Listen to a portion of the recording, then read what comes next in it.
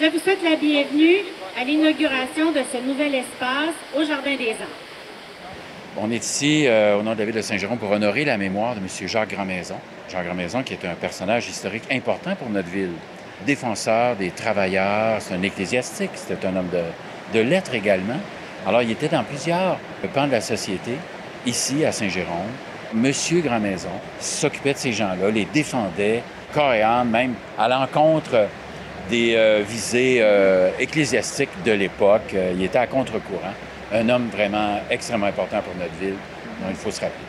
Ah, Jacques Grandmaison, c'est un très, très grand ami. C'est un fidèle conseiller, une personne qui m'a inspiré beaucoup.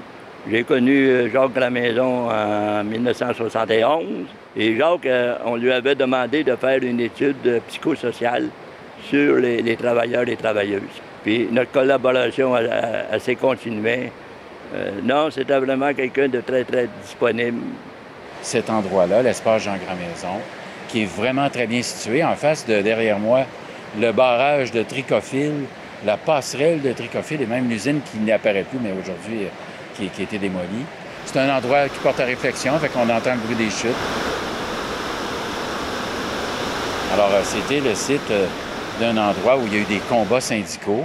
Il n'était pas toujours bien vu à l'époque, dans les années 70, qu'un homme de religion défende les travailleurs dans des causes syndicales. Alors, les travailleurs s'en sont appropriés, ont tenté la socialisation, de faire fonctionner Tricofil. Et évidemment, c'est un symbole pour le Québec. Alors, si notre devise au Québec, c'est « Je me souviens », aujourd'hui à Saint-Jérôme, on se souvient de Jacques Grandmaison. Moi-même, je suis rentré à l'origine était il y a 18 ans. Puis j'ai quitté en 1979. C'est tous des souvenirs impérissables. Et c'était l'époque où Jacques s'était le plus investi avec nous autres aussi. La recherche de Jacques avait donné une moyenne d'âge de 47 ans. Donc, il y avait des jeunes, évidemment, mais il y avait beaucoup plus de personnes en haut de 40 ans, comme tel, avec une moyenne d'ancienneté de 17 ans. Un bas taux de scolarité, malheureusement, pour la plupart. Mais ce qu'il avait décelé à travers ça, c'était des personnes qui étaient remplies, on va dire, de courage, bien sûr, mais en même temps, qui avaient une vision sur la volonté de vouloir créer une organisation du travail démocratique. Travail égal, salaire égal, la place des femmes dans l'entreprise, il y avait environ 50 qui étaient féminines comme telles. Et c'était toutes des grandes questions qu'on discutait ensemble.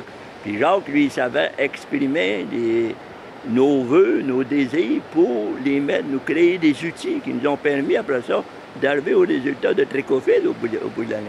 Et ce qu'il ne faut jamais oublier, c'est que l'expérience de Tricofil, elle s'est poursuivie. C'est au moins des dizaines de coopératives de travail qui ont été créées, qui s'inspiraient de notre expérience.